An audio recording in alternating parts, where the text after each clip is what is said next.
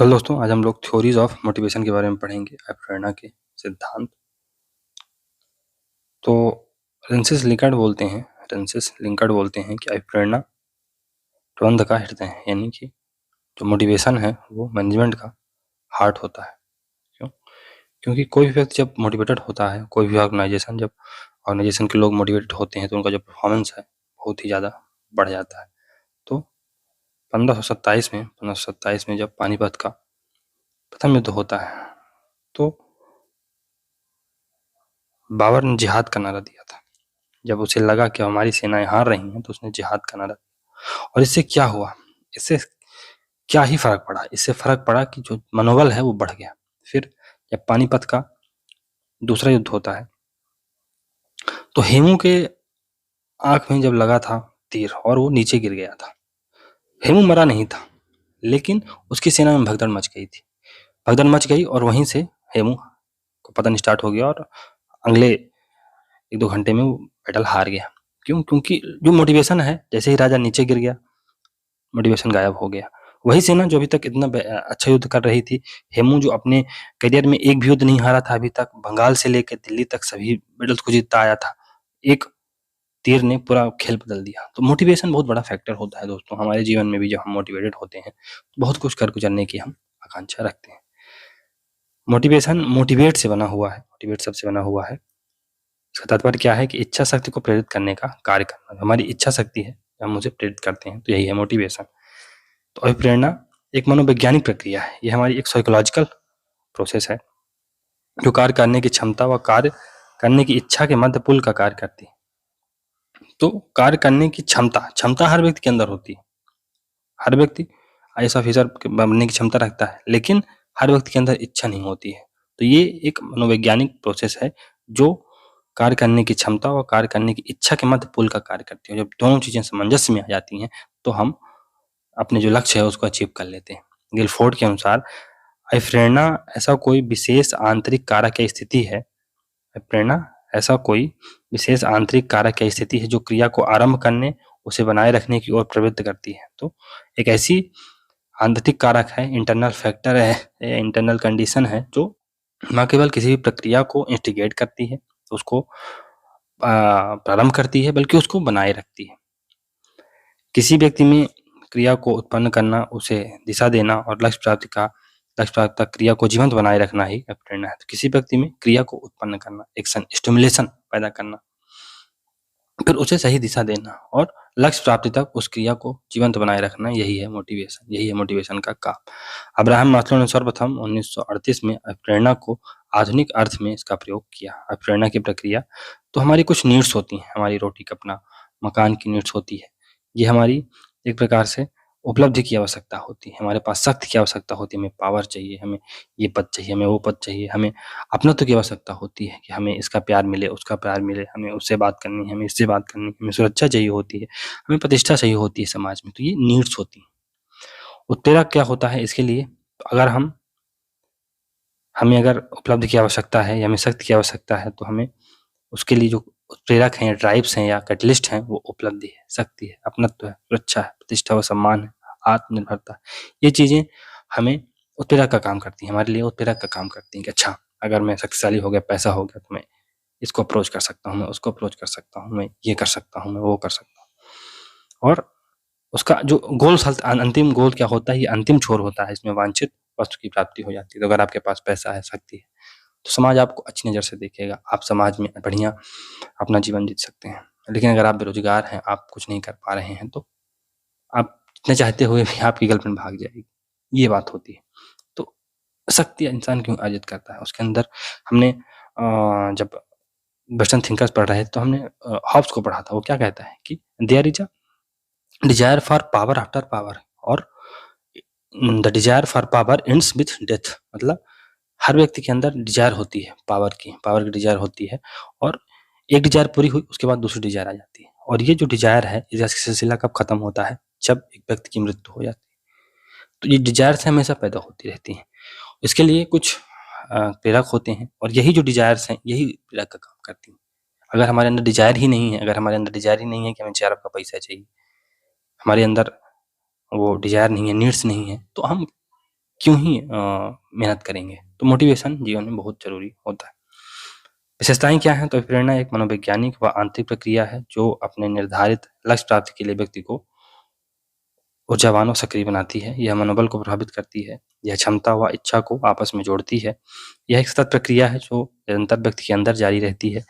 प्रेरणा में बहुधा संपूर्ण व्यक्ति प्रभावित होता है, ना कि उसका एक भाग। तो प्रेरणा में मोटिवेशन में आप पूरी तरह से एकलग्न होते हैं। ऐसा नहीं है कि आपका हाथ बस काम कर रहा है या आपका मस्तिष्क भर काम कर रहा है, नहीं, पूरा शरीर मोटिवेटेड होगा, पूरा आप पूरी तरह से एज़ अ इंडिविजुअल मोटिवेटेड होंगे। यह एक जटिल अवधारणा है। क्यों? क्योंकि कभी आप लो भी हो जाते हैं, कभी आप हाई भी हो जाते हैं, कभी आप शाम में रहते हैं, तो ये जटिल अवधारणा है। कब कोई व्यक्ति मोटिवेट होता है, ये जटिल है, ये इसका समझना थोड़ा-सा डिफ़िकल्ट है। प्रेरणा बढ़ने से कार्य निष्पादन में वृद्धि होती है। तो अगर प्रेरणा मोटिवेशन बढ़ा, तो आप जिस गति से एक्शन कर रहे हैं, उसका वो डबल हो जाएगा या बढ़ जाएगा। तो कार्य निष्पादन इज़ इक्वल टू कुशलता प्लस प्रेरणा। अगर कार्य का निष्पादन करना है, आपको किसी कार्य को पूर्ण करना है, फॉर एग्ज़ाम्पल आपको नेट जेईई निकालना है, तो आपके अंदर स्किल तो होनी चाहिए, बेसिक नीड्स है कि आपको चीज़ें पता होनी चाहिए, आप एमएबीए कर लेने चाहिए। स्किल सेट तो आपके पास होना चाहिए। प्लस जितनी मात्रा में आपके पास अभी प्रेरणा होगी, आपको रिजल्ट उतना जल्दी मिलेगा। प्रेरणा के प्रकार, टाइप्स ऑफ मोटिवेशन, तो सकारात्मक हो सकती है, नकारात्मक हो सकती है। सकारात्मक प्रेरणा में कार्मिकों को लाभ, पारिश्रमिक, इनाम, आनंद या संतुष्टि की आशा रहती है। उदाहरण के लिए नगद इनाम, है ना? प्रशंसा, पदोन्नति, एक प्रकार से प्रेरणात्मक मजदूरी, जैसे बोनस वगैरह दिया जाता है, निर्णयन में भागीदारी, कार्मिकों की समस्याएँ सुनना आदि, या वित्तीय, गैर वित्तीय दोनों हो सकती हैं। आप कोई सुन रहा है, ये भी मोटिवेशन हो सकता है। आपको कोई इंसेंटिव दे रहा है, वो भी मोटिवेशन हो सकता है। और दूसरा नकारात्मक मोटिवेशन होता है। तो जैसे एग्ज़ाम में पास होंगे तो हम फर्स्ट रैंक लाएँगे तो हमें फलाना-फलाना चीज़ें मिलेंगी, या हमें शोहरत मिलेगी, वो मिलेगा, हम फर्स्ट रैंक लाएँगे तो आईएएस बन जाएँगे, या आप निकाल लेंगे तो हमें पैसा मिलेगा। ये होता है सकारात्मक मोटिवेशन। नकारात्मक मोटिवेशन क्या होता है कि अरे यार, अगर फेल हो गए ना तो फिर कोई हमको पूछे तक का नहीं। अगर हम असिस्टेंट प्रोफेसर नहीं बन पाए या आईएएस नहीं बन पाए तो कोई पूछेगा नहीं। तो ये भी नेगेटिव होता है। ये हालाँकि नेगेटिव है, लेकिन मोटिवेशन का काम करता है। कहीं न कहीं हमारे बैक ऑफ द माइंड में बातें रहती हैं मेहनत करने के लिए। नकारात्मक में हानि, कमी या आघात के भय से व्यक्ति को प्रेरित किया जाता है। यह प्रेरणा संगठन में विद्रोह, अशांति और असंतोष पैदा करती है। उदाहरण स्वरूप वेतन में कमी, पदान्नति, निलंबन या बर्खास्तगी, फिर मौद्रिक दंड, जबरन छुट्टी, कठोर निरीक्षण इत्यादि। ये हमें हर बार मोटिवेट करते हैं कि हम एक प्रकार से सही काम करें।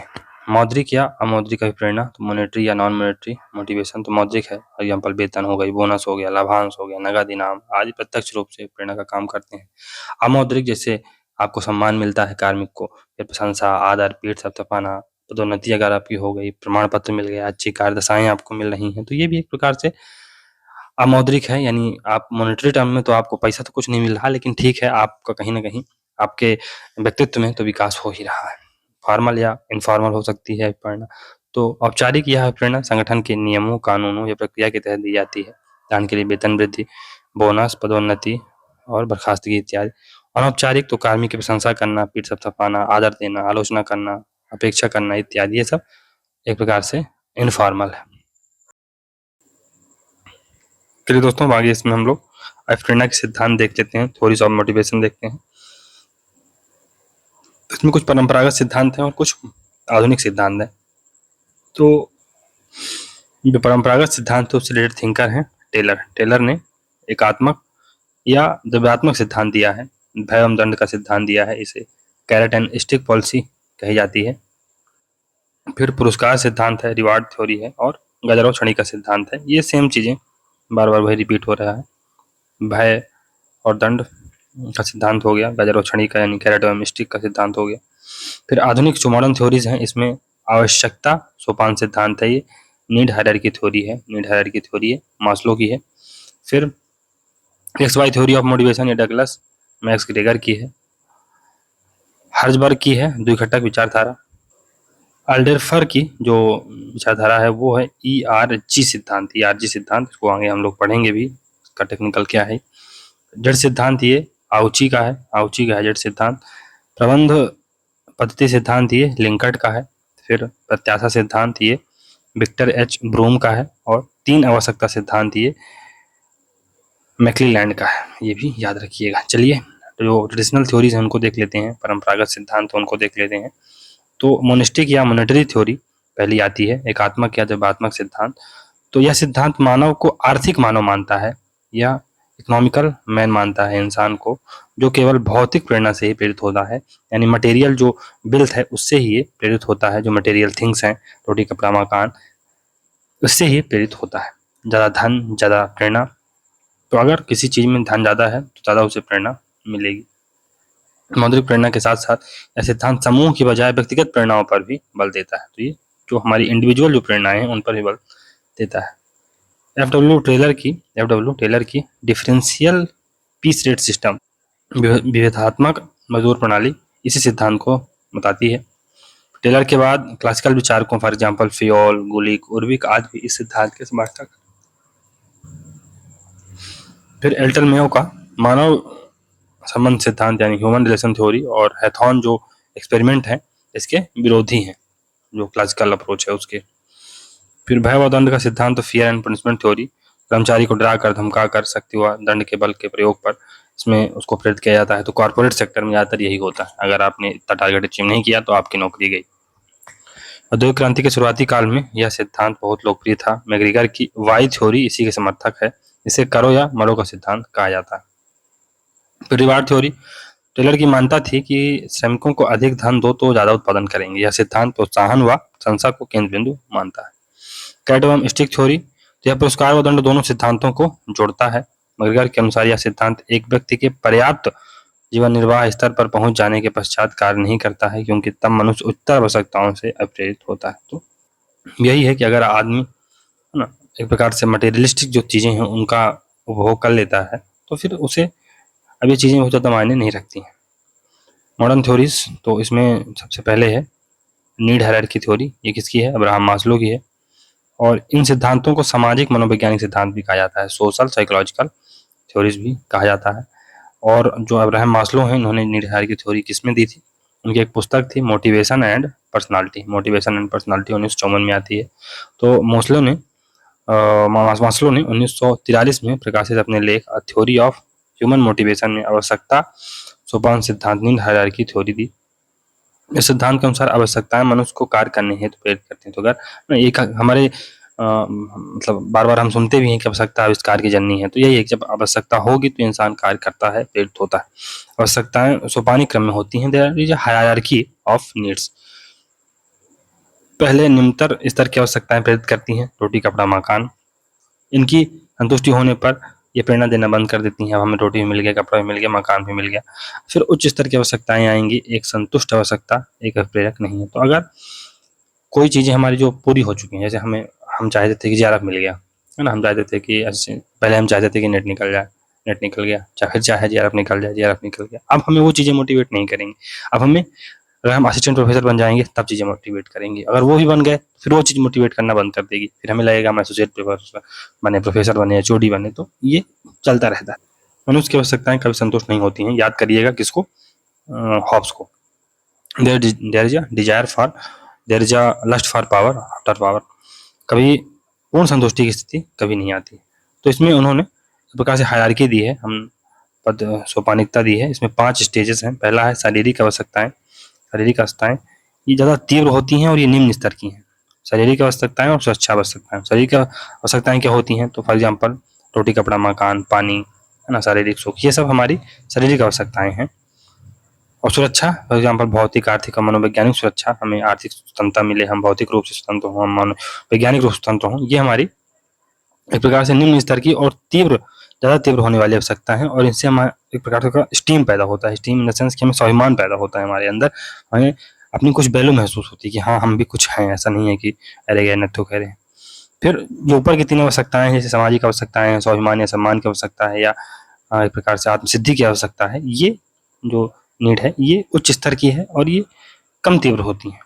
जो सामाजिक आवश्यकताएं हैं इसमें हमारा एक व्यक्ति जब शारीरिक आवश्यकताएं अपनी पूरी कर लिया, रोटी कपड़ा मकान आ गया, सुरक्षा आ गई उसके पास, अब उसको चाहिए कि हमें कोई प्यार करने वाला, हमारे मित्र हो, हमें लगाव कोई करे, हमें हमसे कोई 4 शब्द शेयर करे। तो ये सब चीज़ें आती हैं। फिर उसके बाद इंसान जब इनको भी हासिल कर लेता है तो है ना, अपने सम्मान की तरफ हम एक प्रकार से अपने जीवन में कुछ सम्मान, प्रतिष्ठा, शक्ति, पहचान, आत्मनिर्भरता प्राप्त करें। तो ये होती है चीज़ें। इसमें दो आवश्यकताएं होती हैं। पहली उपलब्धि की आवश्यकता कि हम कुछ अचीव करें, फॉर एग्जाम्पल हम असिस्टेंट प्रोफेसर बन जाएं, और दूसरी ये मानता तो हमें रिकॉग्निशन में भी ले समाज में कि हाँ ये व्यक्ति ऐसा है, इसको पास शक्ति है, पहचान है, आत्मनिर्भरता है, तो हमें एक प्रकार से अलग आत्मसम्मान स्वाभिमान की भी आती है। फिर आत्मसिद्धि, ये सेल्फ एक्चुअलाइजेशन का प्रोसेस है, ये अंतिम आवश्यकता है या अंतिम स्टेज है। ये एक प्रकार से स्पिरिचुअल स्टेज है, जिसमें हम लोग जीवन का अर्थ स्टार्ट करना, जीवन का अर्थ खोजना स्टार्ट करते हैं। आदर्श पिता, आदर्श नेता, संगीतकार बनना, ये बिल्कुल एक प्रकार से चरम बिंदु है, चरम बिंदु है ये। यहाँ पर हम लोग अपने आप को पहचानना स्टार्ट करते हैं। जीवन का अर्थ क्या है, हम क्यों पैदा हुए हैं, क्या हम इसी चीज के लिए पैदा हुए हैं, हमारा उद्देश्य क्या है, हम कहाँ से आए थे, क्यों आए थे, क्या हमारा उद्देश्य था। इसमें हम करुणावाद, मानवतावाद, रचनात्मकता विशेष पहचान की आवश्यकता होती है इसमें। तो यही है, यहाँ से हम लोग एक प्रकार से मटेरियलिज्म से हम स्पिरिचुअलिज्म की तरफ बढ़ते हैं। मटेरियलिज्म ये पहली आवश्यकता है और स्पिरिचुअलिज्म ये लास्ट आवश्यकता है, सिंपल शब्दों में कहें तो सेल्फ एक्चुअलाइजेशन शब्द का प्रथम बार प्रयोग कुर्ट गोल्डस्टीन व कार्ल रोजर्स ने किया था। X Y theory of motivation भी है ये।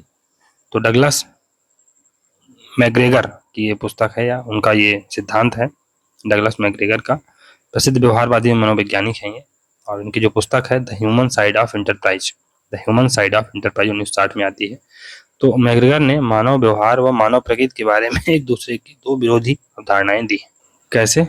यह सिद्धांत प्रबंधन के क्लासिकल दृष्टिकोण सात्मक प्रबंधन का प्रतिनिधित्व करता है, और वाई सिद्धांत प्रबंधन के व्यवहार के दृष्टिकोण यानी भागीदारी प्रबंधन का, पार्टिसिपेटिव मैनेजमेंट का प्रतिनिधित्व करता है। यक्स क्लासिकल दृष्टिकोण का समर्थन करता है, यानी जो डिक्टेटिव या डायरेक्टिव जो एक प्रकार से मैनेजमेंट होता है उसको बताता है, और वाई पार्टिसिपेटिव कल्चर की बात करता है ना, जो हम आर्टिकल 43A में देखते हैं। तो इसमें और देखते हैं तो यक्स कार्य केंद्रित है, जबकि वाई कार्य केंद्रित व जन केंद्रित दोनों। तो यक्स केवल और केवल कार्य केंद्रित है, क्योंकि वाई कार्य केंद्रित भी है और जन केंद्रित भी है। तो मैकग्रेगर के अनुसार थ्योरी यक्स स्केली सिद्धांत पर आधारित है, जो निर्देशन और नियंत्रण पर बल देती है। तो यही है कि आपकी जो एक्स है वो आपको निर्देश भी देती है और आप पर नियंत्रण भी स्थापित करना चाहती है। इसको ऐसे याद कर सकते हैं, हालांकि ऐसा कुछ है नहीं। तो जो स्केली सिद्धांत है ये बेसिकली जो थ्योरी एक्स है ये स्केली सिद्धांत है, और जो निर्देश व नियंत्रण पर बल देती है, जबकि जो थ्योरी वाई है ये एकीकरण सिद्धांत पर आधारित है, जो व्यक्तिगत एवं संगठनिक लक्ष्यों का एकीकरण करना चाहिए। तो इसको कभी अगर आप भूल जाएं तो ह्यूमर की तरह इसको याद भी कर सकते हैं कि यक्स जो आपको ज़्यादा कंट्रोलिंग और आपको डिक्टेट किया करती थी वो थी, और वाई आप थे जो हर चीज़ों को इंटीग्रेट करके चला करते थे। आप घर को भी साथ में लेके चला करते थे और आप उसको भी साथ में लेके चलने की बात किया करते थे। हास्यास्पद है लेकिन ठीक है, कभी कभी ये चीज़ें याद नहीं आती, यक्स में क्या था, वाई में क्या था। तो यक्स को अपनी यक्स से याद करिएगा जो काफ़ी टॉक्सिक थी और जो काफ़ी निर्देश देती थी, आप पर नियंत्रण रखना चाहती थी हमेशा। और वाई था, वाई में आप अपने आप को याद करिएगा जो हर चीज़ को इंटीग्रेट करना चाहते थे। आप घर वालों को भी साथ में रखना चाहते थे और आप उसको भी साथ में रखना चाहते थे। तो यक्स क्या है, ये नकारात्मक है, और वाई क्या है, सकारात्मक दृष्टिकोण पर। अब धीरे धीरे आपको बहुत मजा आएगा इसमें पढ़ने में। चलिए तो अब यक्स को पढ़ते हैं, तो यक्स थ्योरी को पढ़ते हैं। समानतः व्यक्ति कमजोर व काम टालू होता है, कि होता रहेगा, चलेगा, कर लेंगे। उसमें कार्य के प्रति अरुचि होती है, वह उत्तरदायित्व से बचना चाहता है, वह आराम पसंद होता है। वाई थ्योरी क्या मानती है कि व्यक्ति स्वभाव से निष्क्रिय व अविश्वसनीय नहीं होता। सही रूप से अप्रेरित व्यक्ति कार्य के प्रति निष्ठावान व उत्तरदायी ग्रहण करने वाला होता है। कार्य भी उतना ही स्वाभाविक है जितना कि भोजन है, परिश्रम। तो वाई थ्योरी मानती है कि ऐसा नहीं है कि व्यक्ति कामचोर होता है, काम टालू होता है, ऐसा नहीं है। जिस प्रकार खाना जरूरी है वैसे ही एक व्यक्ति जब कोई काम करता है तो उसे बहुत मजा आता है, उसे अपने आप उनको क्रिएटिव अपने आप को एक्सप्रेशन के माध्यम से एक्सप्रेस करता है, व्यक्ति अपने कार्य के माध्यम से खुद को एक्सप्रेस करता है। तो ऐसा नहीं है कि कार्य में व्यक्ति को मजा नहीं आता, कार्य में बहुत मजा आता है। ये बात वाई थ्योरी वाले मानते हैं। फिर जो एक्स थ्योरी वाले हैं ये क्या मानते हैं कि व्यक्ति गाजर व छड़ी सिद्धांत से प्रेरित होता है, यानी कैरेट एंड स्टिक। या तो आप उस डंडे के दम पे उसको मोटिवेट करिए या तो आप उसको कोई रिवार्ड दीजिए। वह भय व भौतिक प्रेरणा से संचालित होता है, वही बात। और जो वाई थ्योरी है ये क्या कि व्यक्ति को सकारात्मक रूप से स्व विकास का अवसर देकर प्रेरित किया जा सकता है कि अगर हम कहें कि आपका सर्वांगीण विकास होगा तो कहीं ना कहीं वो मोटिवेट तो होगा। फिर मनुष्य पस्तुल्य होता है, ये यक्स मानती है, एक थ्योरी मानती है जिसकी उचित तृप्ति आवश्यक होती है, और वाई मानता है कि मानव सृजनशील होता है, उसे विकास के अवसर दिए जाने चाहिए। एक थ्योरी मानती है कि निर्णय प्रक्रिया में भागीदारी नहीं हो, केवल मैं डिसाइड करूं, कि वाई क्या मानता है कि निर्णय सहभागीदारी से हो, यानी सहभागिता के साथ निर्णय लिया जाए। इसमें नियंत्रण द्वारा प्रबंधन पर बल दिया जाता है। इसमें मैनेज बाय ऑब्जेक्टिव यानी स्वोद्देश्य, मैनेजमेंट बाय ऑब्जेक्टिव स्वोद्देश्य प्रबंधन की व्यवस्था की जाती है। यह परंपरागत कठोर व तानाशाही प्रकृति की विचारधारा है। यह विचारधारा आधुनिक सहभागितापूर्ण व मानवीयता से ओतप्रोत विचारधारा है। इसमें पहल का अभाव पाया जाता है, वे दूसरों से निर्देशित होते हैं, होना चाहते हैं, इसमें पहल नहीं होती, दूसरे इनको नियंत्रित करते हैं, दूसरे डायरेक्ट करते हैं। इसमें पहल को प्रोत्साहन दिया जाता है, वे स्वनिर्देशित होते हैं। तो बेसिकली जो संचार है ये नीचे से ऊपर की होता है, यानी डाउन टू टॉप होता है, सॉरी नीचे की ओर होता है, यानी कि ऊपर से नीचे की ओर, यानी इसमें जो अप्रोच रहती है वो अप एंड डाउन रहती है। तो चीज़ें ऊपर से, यानी कि आपकी हक्स आपको निर्देशित करेगी और आपको करना पड़ेगा, या कोई फाइनल अथॉरिटी होगी जो आपको निर्देशित करेगी और आपको चीज़ें नीचे इम्प्लीमेंट करनी पड़ेगी। आपके पास कोई स्वविवेक नहीं होगा, आप केवल और केवल डिक्टेट्स मानेंगे जो अथॉरिटी आपको निर्देश देगी उसका। जबकि जो वाई थ्योरी है उसमें आप जो प्रोसेस है, थॉट प्रोसेस, उसमें आप सहभागिता करेंगे, जनतांत्रिक होगी और द्विमार्गी संचार होगा, यानी आप भी अपनी बात रखेंगे और सामने वाला भी अपनी बात रखेगा, भले वो हायर पोजीशन में है तो क्या हुआ। मैग्रेगर ने स्केनलन योजना के तहत कार्य करते हुए वाई थ्योरी को सीखा था। उसने वाई थ्योरी में परिवर्तन के लिए खुला निमंत्रण कहा। उसने वाई थ्योरी को परिवर्तन के लिए खुला निमंत्रण कहा। जोसेफ स्केलन ने वाई थ्योरी से 50 वर्ष पूर्व Massachusetts institute of technology USA में अपने अध्ययन में श्रमिक प्रबंधन संयोग को प्रबंध का आधार माना। श्रमिक प्रबंधन संयोग को प्रबंध का आधार माना। फिर रेंसिन्स लिंकर्ट ने यक्स को कार्य संगठन और वाई को सामूहिक अभिप्रेरणा का नाम दिया है। पीटर डकर ने वाई को उद्देश्यों द्वारा प्रबंधन, मैनेजमेंट बाय ऑब्जेक्टिव कहा है। फिर द्विकारक या हाइजीन सिद्धांत, टू फैक्टर थ्योरी या हाइजीन थ्योरी से कहा जाता है। ये फ्रेडरिक हर्जबर्ग की है। तो इनकी जो पुस्तकें हैं, द मोटिवेशन टू वर्क 1964 में आती है, और दूसरी है work and the nature of man 1966 में आती है। तो हर्जबर्ग ने मास्लो के सिद्धांत से प्रेरित हो मानव की आवश्यकताओं के आधार पर प्रेरणाओं को दो भागों में बांटा है। पहली है हाइजीन फैक्टर, ये आरोग्य घटक हैं, ये असंतुष्टि निवारक हैं। इन्हें मैंडेट्स कारक या बाह्य कारक भी कहा जाता है। जब व्यक्ति अपने कार्य से असंतुष्ट महसूस करता है तो उसका ध्यान उस वातावरण या परिवेश की ओर जाता है जिसमें वह कार्य करता है। हर्जबर्ग ने इन्हें आरोग्य घटक कहा है। इसमें संस्था की नीतियां, प्रशासन घटक कहा जाता है। इसमें संस्था की नीतियां, प्रशासन, पर्यवेक्षण, कार्य की दशाएं, कार्य सुरक्षा सम्मिलित हैं। तो अगर आप अपने कार्य से संतुष्ट नहीं, आपको अपने कार्य में मजा नहीं आ रहा, तो आप फिर इन्वायरमेंट को देखेंगे, अरे यार लाइट भी नहीं, अरे यार एसी भी नहीं चल रहा है, अरे यार ये है, अरे यार खाना नहीं मिल रहा। लेकिन अगर आप अपने काम से खुश हैं तो आप जो बाहरी वातावरण है उसको एक बार इग्नोर भी कर देंगे। क्यों? क्योंकि आपको अपने कार्य में मजा आ रहा। अरे ठीक है, नहीं चल रही एसी यार, नहीं चल रही, अपने को तो काम करना है, नहीं चलो नहीं मिल रहा अच्छा खाना तो हम खुद बना लेंगे, या कि मतलब आप बाहरी वातावरण को आप ज़्यादा। लेकिन अगर आप सेल्फ मोटिवेटेड नहीं है अपने काम के प्रति तो फिर आप बाहर देखेंगे जी, आपका ध्यान बाहर चला जाएगा। बात ये। तो हाइजीन शब्द चिकित्सा व स्वास्थ्य क्षेत्र से लिया गया है। दैनिक साफ सफाई, स्नान, फिनाइल और सैनिटाइजर का प्रयोग आदि हाइजीन रखने के तरीके हैं। हाइजीन के ये तरीके हमें रोगों से बचाते हैं। तो हाइजीन के तरीके हमें रोगों से तो बचाते हैं, पर कोई रोग हो जाए तो उसे ठीक नहीं करते। तो ये ऐसी चीज़ें हैं। फॉर एग्जाम्पल, हम बाहर अगर अपना वातावरण कितना भी स्वच्छ रखें तो ये हमें एक प्रकार से डिफेंस का काम तो करेंगे, है ना। मान लो ये हमें रोगों से तो बचाएंगे। Hygiene factor in the sense कि आप इसको समझते जाइए कि जो बाहरी वातावरण है ये एक व्यक्ति को रोगों से तो बचा सकते हैं, लेकिन अगर कोई रोग हो गया इन द सेंस कि आपकी स्वयं कार्य में मन नहीं लग रहा है तो आप उसका इलाज नहीं हो पाएगा फिर इनसे। अगर हम कहते हैं कि मैनेजमेंट ने आपने शिकायत की कि एसी नहीं चल रही, एसी लगवा दिया, खाना अच्छा देने लगे, है ना, बढ़िया साफ सफाई सब कुछ करवा दिया, बिल्कुल वेल मेंटेन आपका ऑफिस हो गया। लेकिन आपका जब काम ही करने का मन नहीं कर रहा है तो चीजें कैसे अच्छी होंगी? कहने की बात ये है। तो इससे क्या हो सकता है, ये रोगों से तो बचा सकते हैं, लेकिन अगर रोग हो गया तो उसका उपचार नहीं करेंगे। क्यों? क्योंकि आपके पास मोटिवेशन ही नहीं है, तो बाहरी चीजें कितनी भी अच्छी हो जाएंगी, आप कार्य नहीं करेंगे। उसी प्रकार हाइजेनबर्ग के आरोग्य हाइजीन तत्व और प्रेरणा प्रदान नहीं करते बल्कि असंतुष्टि को रोकते हैं। तो ये मोटिवेशन जो बाहरी कारण है, फॉर एग्जाम्पल एसी अच्छा लग गया, खाना अच्छा मिलने लगा, या आपको बकायदा चाय मिल रही है टाइम टू टाइम, आपको छुट्टी मिल रही है, ये आपको संतुष्ट नहीं करते हैं। ये आपकी जो असंतुष्टि है उसको आपको असंतुष्ट होने से रोकते हैं। आप असंतुष्ट नहीं होंगे, आपको ऐसे चला रहेगा तो आप ये इस चीज के लिए तो नहीं जाएंगे ना बस के पास कि भाई साहब ऐसे नहीं चला, आपको असंतुष्ट होने से रोकेंगे। लेकिन आप काम में मन लगे, इसको वो प्रेरित नहीं करेंगे। इसी कारण कोई व्यक्ति तो काम नहीं करेगा ना, समस्या ये। संतुष्टि कारक क्या है? तो जब व्यक्ति कार्य से अच्छा महसूस करता है, जब व्यक्ति को मजा आता है कार्य करने में, तो उसका ध्यान परिवेश की बजाय कार्य की ओर रहता है।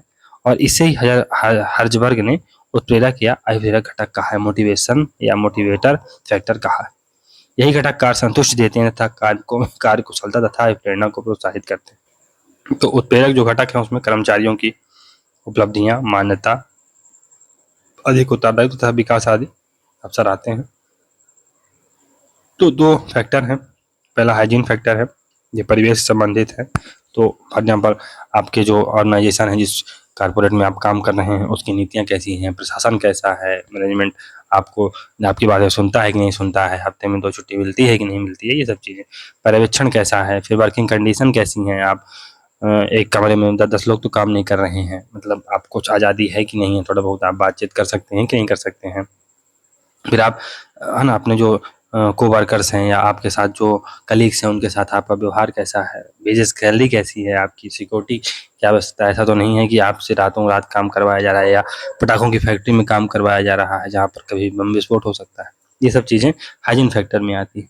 ये आपको असंतुष्ट होने से रोकेंगी, लेकिन आपको ये संतुष्ट नहीं करेंगी, ये याद रखिएगा। मोटिवेशन फैक्टर, तो ये स्वयं कार्य से संबंधित है। फॉर एग्जाम्पल अचीवमेंट, तो अगर हमें कुछ अचीव करना है, हमें ये करना है कि हमें इस ऑर्गेनाइजेशन को टॉप पे ले जाना है, तो ये आपका मोटिवेशन फैक्टर होगा। आपको रिकॉग्निशन होगा कि हम चलो अच्छा काम किए हैं, तो हमें रिकॉग्निशन मिल रहा है, तो ये आपको मोटिवेट करेगा कि हम अगले साल और अच्छा काम करें। फिर advancement, responsibility, growth and development और वर्क इटसेल्फ एक मोटिवेशन फैक्टर हो सकता है। पहली अब इसमें आरोग्य घटक और उत्प्रेरक घटक को देखते हैं। एक प्रकार से वही है। तो इसका संबंध कार्य के वातावरण, परिवेश या परिस्थितियों से होता है। इसका संबंध किससे होता है? कार्य के वातावरण, परिवेश या परिस्थितियों से होता है। वही चीजें हम जो ऊपर देख रहे थे ना, यही हाइजीन फैक्टर और मोटिवेशन फैक्टर है, उनको और अच्छे से समझने का प्रयास हो रहा है यहाँ। फिर जो उत्प्रेरक घटक होते हैं, इनका संबंध कार्य की विषय वस्तु, कंटेंट से होता है। फिर इसका संबंध कार्य के बाहरी आवरण से होता है, इसका संबंध कार्य के आंतरिक वातावरण से होता है। ये व्यक्ति के वो अनुभव हैं जो असंतुष्टि दूर करते हैं, ये व्यक्ति के वो अनुभव हैं जो संतुष्टि प्रदान करते हैं। ये निवारक, प्रिवेंटिव होते हैं, जो उत्प्रेरित नहीं करते हैं, उत्पादन में वृद्धि नहीं करते हैं, बल्कि अवरोधों से होने वाले नुकसान से बचाते हैं। ये उत्प्रेरित करते हैं, उत्पादन में वृद्धि करते हैं। इनकी अनुपस्थिति कार्य असंतोष में वृद्धि करती है तथा उपस्थिति असंतुष्टि को कमजोर करती है। इनकी उपस्थिति कार्य संतोष में वृद्धि करती है। ये घटक मास्लो वाली न्यूनतम आवश्यकताओं के प्रतीक हैं। और जो उत्प्रेरक घटक हैं, ये उच्च स्तरीय आवश्यकताओं के प्रतीक हैं। द्विघटक सिद्धांत के 3 प्रमुख नियम। तो कार्य संतोष पैदा करने वाले कारक कार्य असंतोष पैदा करने वाले कारकों से अलग होते हैं। कार्य संतोष पैदा करने वाले कारक कार्य असंतोष पैदा करने वाले कारकों से अलग होते हैं। तो सही तो है, हाइजीन फैक्टर और जो मोटिवेशन फैक्टर हैं अलग अलग ही तो होते हैं, पहली चीज। दूसरी चीज, कार्य संतोष का उल्टा कार्य असंतोष नहीं है, बल्कि कार्य संतोष का न होना है। कार्य संतोष का उल्टा कार्य असंतोष नहीं, इन द सेंस कि अगर आपको किसी कार्य से सेटिस्फेक्शन मिल रहा है तो इसका मतलब नहीं है कि आप कार्य से असंतुष्ट हैं, बल्कि आपके पास संतोष नहीं है, ये बात है। फिर उसी प्रकार कार्य असंतोष का उल्टा कार्य संतोष नहीं, बल्कि असंतोष का न होना। तो कार्य असंतोष का उल्टा यानी आप फॉर एग्जाम्पल आप अपने इन्वायरमेंट से असंतोष हैं, असंतुष्ट हैं, तो इसका मतलब आप संतुष्ट नहीं है, ऐसा नहीं है, बल्कि आप के पास असंतोष का ना होना, ऐसा है। इसको थोड़ा सा अच्छे से आप और ब्रेनस्टॉर्म करिएगा, समझ में आएगा संदर्भ में। फिर हर्जबर्ग ने संगठनों में कार्यरत व्यक्तियों की 2 श्रेणियों में बांटा है। पहला हाइजीन सीकर, दूसरा मोटिवेशन सीकर। तो कुछ लोग छोटी-छोटी चीज़ों में भी पड़े रहते हैं, जबकि जो जीवन बहुत अच्छा करते हैं वो मोटिवेशन सीकर होते हैं। माइकल नेस ने मैस्लो व हर्जबर्ग के सिद्धांतों को महान गलत सिद्धांत, ग्रेट रॉन्ग थ्योरी कहा है। किसने? माइकल नेस ने। फिर ईआरजी थ्योरी, तो ये इसके जो प्रतिपादक हैं वो है क्लेटन एल्डरफर। यह सिद्धांत मास्लो व हर्जबर्ग के सिद्धांतों का परिष्कृत रूप है। एल्डरफर ने मानवीय आवश्यकताओं के 3 प्रकार बताए। कौन कौन से 3 प्रकार हैं? पहला है एग्जिस्टेंस नीड, अस्तित्व आवश्यकताएं। फिर शारीरिक व सुरक्षा आवश्यकताएं होती हैं। तो फर्स्ट 2 बातें हैं मास्लो की कि हमें एक प्रकार से हमें शारीरिक आवश्यकताएं होती हैं और हमें कुछ सुरक्षा नीड्स होती हैं। फिर ऊपर की 2 जो बहुत ज़्यादा तीव्र होती हैं और निम्न स्तरीय होती हैं। फिर रिलेटेडनेस या रिलेटेड जो नीड्स होती हैं, संबद्धता आवश्यकताएं, ये अंतर व्यक्तिक व सामाजिक संबंध आवश्यकताएं थी। तीसरी वाली है, तीसरा जो हायरार्की में थी कि हमें लोगों से अपनत्व चाहिए, बंधुत्व चाहिए, मित्रता चाहिए, लोगों से अपनापन चाहिए, घनिष्ठता चाहिए। तो ये वो चीज़ें। और ग्रोथ नीड, ये आत्म विकास की आवश्यकताएं, ये सेल्फ एक्चुअलाइजेशन की प्रोसेस है, वृद्धि की आवश्यकताएं। नहीं, शारीरिक आवश्यकताएं, सुरक्षा आवश्यकताएं, ये आरोग्य घटक हैं, ये हाइजीन फैक्टर है। ये अस्तित्व आवश्यकताएं आती हैं इसमें। तो इसमें आपको एग्जिस्टेंशियल आवश्यकताएं हैं, ये सुरक्षा आवश्यकताएं और शारीरिक आवश्यकता, और ये हाइजीन फैक्टर। आर या संबद्धता, जो रिलेटेडनेस जो आवश्यकताएं हैं, ये हैं सामाजिक आवश्यकताएं। हालांकि ये भी उत्प्रेरक घटक के रूप में काम करती हैं, ऐसा नहीं है। फिर वृद्धि आवश्यकताएं, इसमें ग्रोथ नीड्स आती हैं, इसमें स्वाभिमान आवश्यकताएं आती हैं और आत्मसिद्धि आवश्यकताएं इसमें आती हैं। तो इसके माध्यम से हम देखो, ये जो चार्ट है ये किसका है? एल्डरफर का ईआरजी सिद्धांत है ये वाला। ये मास्लो का नीड हायरार्की थ्योरी है और ये हर्जबर्ग का द्विघटक सिद्धांत है। तो ये याद रखिए। कुल मिला के तीनों ने सेम ही बात कही है, उसको अलग अलग तरीके से कहने का प्रयास किया। फिर एल्डरफर, मास्लो व हर्जबर्ग अभिप्रेरणा की विषय वस्तु तत्व को केंद्र सरकार सिद्धांत की व्याख्या करते हैं, केंद्र मानकर उसको सिद्धांत की व्याख्या करते हैं। फिर 3 नीड्स थ्योरी और थ्योरी ऑफ नीड्स, तो 3 आवश्यकता सिद्धांत या आवश्यकता सिद्धांत। इसके प्रतिपादक हैं डेविड सी मैक्लीलैंड। मैक्लीलैंड ने 3 प्रकार की आवश्यकताएं बतलाई हैं। ये आवश्यकताएं संस्कृति व जीवन अनुभव से विकसित होती हैं। ये सभी उसमें अलग अलग होती हैं। व्यक्ति की जो आवश्यकता पूरी हो जाती है उससे वह संतुष्ट हो जाता है, इस सिद्धांत में मास्लो के सिद्धांत से। 3 आवश्यकताएं कौन कौन सी हैं? एक अचीवमेंट्स नीड होती है, हम कुछ उपलब्ध करें, हम असिस्टेंट प्रोफेसर बने, हम जेआरएफ निकालें। ये चैलेंजिंग गोल्स, फॉर एग्जांपल वही असिस्टेंट प्रोफेसर बनना है, जेआरएफ निकालना, रिस्क लेना इसमें होता है, हम बार-बार अटेम्प्ट दिए जा रहे हैं। कार्य पसंदगी इसमें आती है, अगर आपको जो सब्जेक्ट आपको पसंद होगा उसी में आप एक्सेल करेंगे, दूसरे सब्जेक्ट में नहीं कर पाएंगे। फिर कुछ पावर नीड्स होती हैं प्रबुद्ध की, तो असिस्टेंट प्रोफेसर बन गए, लेकिन अब आपको चाहिए कि डिपार्टमेंट में हमारी चले, हमारी बातें लोग माने, हमारा सुझाव लें। प्रबुद्ध की इच्छा होती है बहस में जीतना, प्रतियोगिता में जीतना, ये आपको ना कि आप चीज़ों को अपने आप से चला रहे हैं। फिर संबद्धता आवश्यकता, एफिलिएशन नीड्स, तो ये समूह से जुड़ना, हाई रिस्क से दूरी और प्रतियोगिता की बजाय सहयोग की बात इसमें आती है। फिर जे थ्योरी, जे सिद्धांत, इसमें जो मुख्य प्रतिपादक हैं विलियम जी आउची हैं और इसके अन्य जो प्रतिपादक हैं अल्फ्रेड जेगर हैं। आउची की जे थ्योरी को जापानी प्रबंध व्यवस्था का पर्याय कहा जाता है। आउची की जे थ्योरी मैग्रेगर की वाई थ्योरी से भी 2 कदम आगे है। जहां वाई स्वनियंत्रण व स्वनिर्देशन पर बल देती है, वहीं जे थ्योरी दल भावना, टीम स्पिरिट पर आधारित है। विश्वास, आत्मीयता, सामूहिक निर्णय और सामूहिक उत्तरदायित्व इसके महत्वपूर्ण तत्व हैं।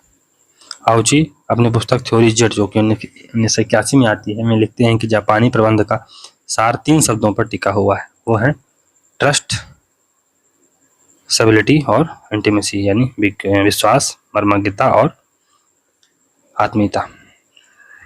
तो ट्रस्ट है, स्टेबिलिटी है और इंटीमेसी। फिर मैनेजमेंट सिस्टम या पैटर्न थ्योरी, प्रबंध प्रणाली सिद्धांत, ये रेंसिस लिंकर्ट का है। लिंकर्ट ने 4 प्रकार के प्रबंध पैटर्न बताए हैं जो अलग अलग प्रकार से प्रेरणा को प्रभावित करते हैं। तो शोषक निरंकुश ये प्रथम अवस्था है। परोपकारी निरंकुश यानी बेनेवोलेंट डिस्पोटिज्म ये द्वितीय अवस्था है। फिर परामर्शकारी यानी कंसल्टेटिव ये तीसरी अवस्था है, और पार्टिसिपेटिव इसमें हम लोग वर्कर्स को मैनेजमेंट में पार्टिसिपेट करने की बात करते हैं, चौथी अवस्था है। फिर उम्मीद या प्रत्याशा सिद्धांत, ये एक्सेप्टेंस थ्योरी है, ये विक्टर एच ब्रूम की है। ब्रूम द्वारा विकसित यह सिद्धांत व्यक्ति के प्रयासों व अपेक्षाओं के मध्य सहसंबंध बताता है।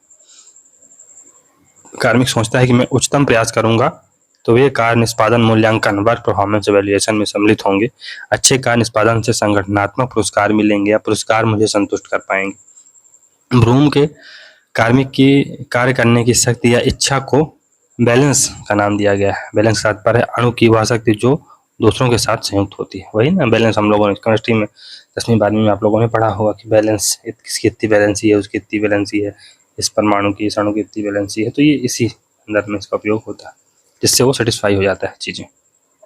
और कोई भी अणु अपनी स्थिर अवस्था में रहता है अगर उसकी बैलेंसी फिक्स हो गई तो। ब्रूम ने व्यक्ति के प्रेरणा शक्ति निर्धारण के लिए 3 संबंध वर्णित किए हैं। पहला, एफर्ट परफॉर्मेंस रिलेशनशिप, प्रयास तभी उच्च स्तरीय होंगे जब कार्मिक निष्पादन के प्रति आश्वस्त हों। परफॉर्मेंस रिवार्ड रिलेशनशिप, तो सफल निष्पादन के परिणाम स्वरूप पद या पुरस्कार मिलेगा। और रिवार्ड पर्सनल गोल्स रिलेशनशिप, ये पद या पुरस्कार से व्यक्ति के लक्ष्य संतुष्ट हो पाएंगे। चीजें हैं, समझ लीजिएगा। ब्रूम के सिद्धांत के अनुसार प्रेरणात्मक बल यानी motivational factor is equal to valence into expectancy, शक्ति इनटू प्रत्याशा। तो ये क्या है, ये सिग्मा है। तो सिग्मा शक्ति इनटू प्रत्याशा, सिग्मा बैलेंसी इनटू एक्सपेक्टेंसी। तो m is equal to sigma y into E. ये कचनिया दर्शाता है कार्मिकों की कुल शक्ति तथा प्रत्याशा गुणन का योग अप्रेरणात्मक बल के बराबर होगा। उसमें अप्रेरणा के अन्य सिद्धांत हैं। फॉर एग्जाम्पल, उद्देश्य द्वारा प्रबंधन, मैनेजमेंट बाय ऑब्जेक्टिव, पीटर डकर का है। और परिपक्वता अपरिपक्वता सिद्धांत ये क्रिस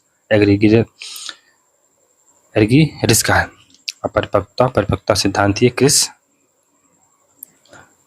एर्गीरिस का है, ये याद रखिएगा। चलिए यहाँ से हमारा ये समाप्त होता है, तो मिलते हैं अगले वीडियो में। अगर आपको वीडियो से अच्छी लग रही है दोस्तों तो वीडियो को लाइक करें, चैनल को सब्सक्राइब करें और ज़्यादा से ज़्यादा शेयर करने का प्रयास करें। चलिए मिलते हैं अगले वीडियो में, तब तक के लिए goodbye. Thank you very much for discussion.